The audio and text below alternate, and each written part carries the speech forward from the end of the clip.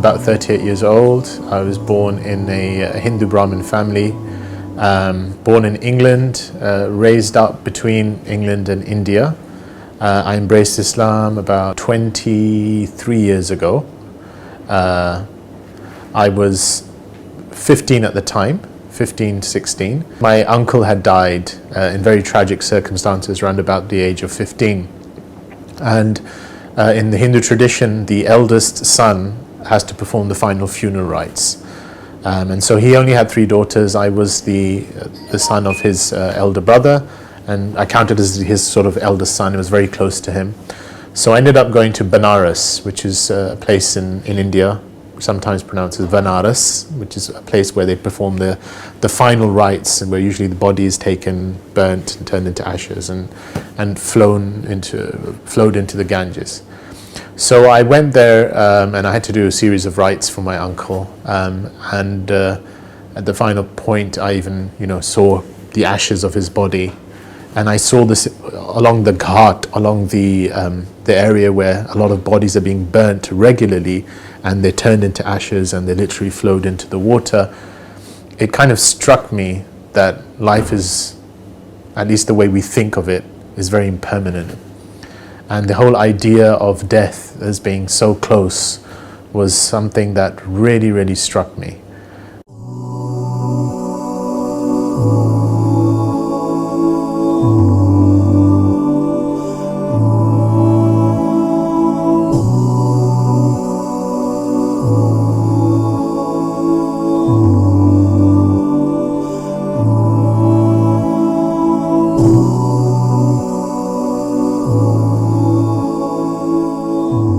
When I started looking at Islam, what struck me was it didn't appear what it should have appeared to be.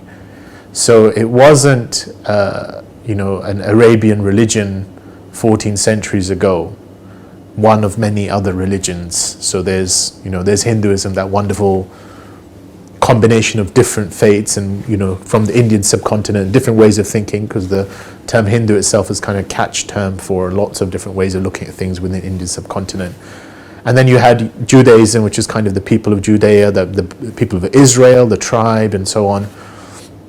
And Christianity generally centering on the person of Christ and what happened, and the idea of his redemptive sacrifice. But Islam was kind of giving a more broader message.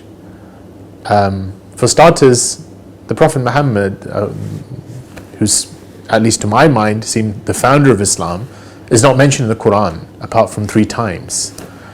And the Quran's got a whole chapter on Mary. Well, she's not Arab, technically, in my mind. And then there's Abraham popping up, and Noah popping up, and Jesus popping up. And what's that got to do with, Arabia at that time? And then a different narrative started emerging. So the first narrative I had was there's lots of different paths, everyone's going to God. And then a different narrative emerged, which is God is one, and the essence of his path of submitting to that oneness is one. And he has been sending different messengers to each and every nation from the beginning of time until now. And that was, Adam was the first.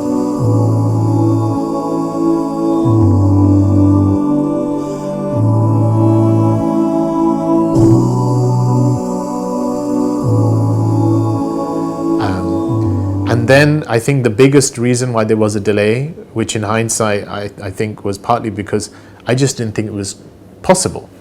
I didn't think someone born in a Hindu Brahmin family could actually become Muslim.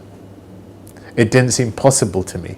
It was not something I could have entertained, because I didn't actually, I don't think I knew of any converts from Hinduism. So I couldn't imagine someone from Hinduism could become Muslim, and at least not in the background that I had.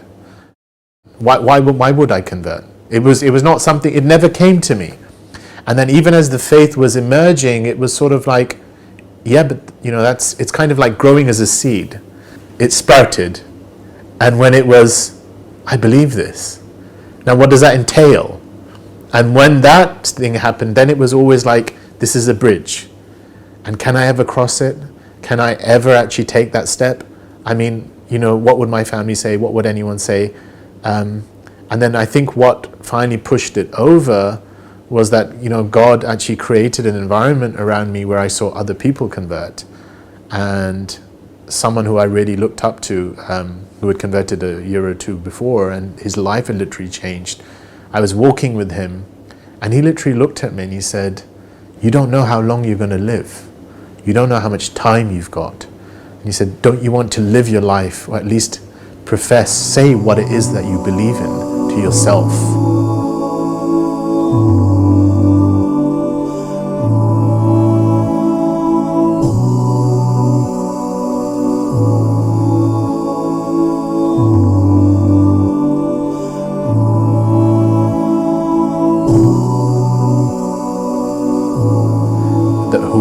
Whomsoever Allah wills to guide, he gives them expansion. He expands his chest lil Islam, he expands his chest for God. And sometimes there's a term, I think it's called yuqallib, to literally turn a person. And that was my sensation. I literally felt I was turned and I was spanned, and it was like this sense of expansion. So yeah. And then what was really interesting is the next day when I told people I wanted to become Muslim, and I said what I did, the way you become Muslim, it was just a coming home. It's like, oh, this is me.